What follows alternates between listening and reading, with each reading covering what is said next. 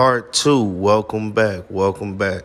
So, after I done drilled the holes in the ground, now I gotta get this ATM machine to match the holes at the bottom to the holes that I put inside the ground.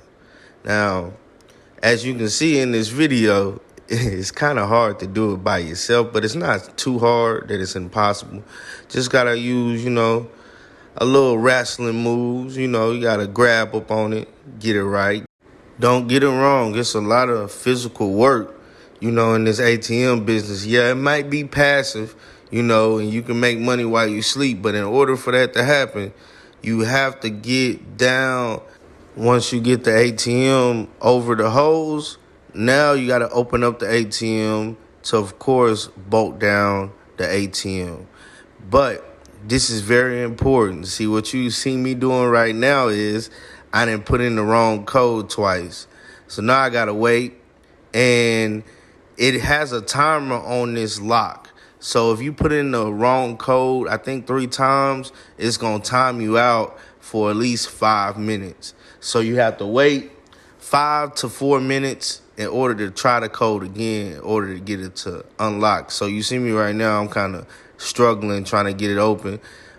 Now, eventually I get the safe open, but now I have to, again, wiggle it around just to match up these holes. Now, the more you do this, the more you get better at it.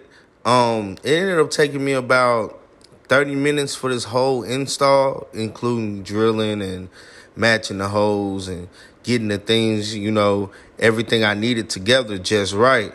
So it took me around 30 minutes to do this whole install.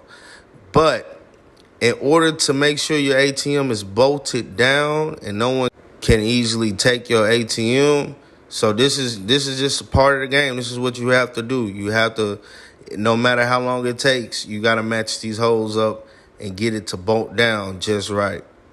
So these are the bolts that I use. They're concrete bolts. You can find them at Home Depot. Real easy to, bolt down, and they're good. They lock onto the concrete, real easy to use. What you see right now underneath me is my power wrench. So this is what helps bolt down the bolts and make it more tighter and, more aggressive. If you had those little smaller hand drills, it wouldn't get the job done at all. So you got to have a power wrench. It's just a part of the business. You just got to have it. After the ATM is bolted down, you got all your bolts in there. Everything's secure, and it's locked down. Now you ready for the last and final step.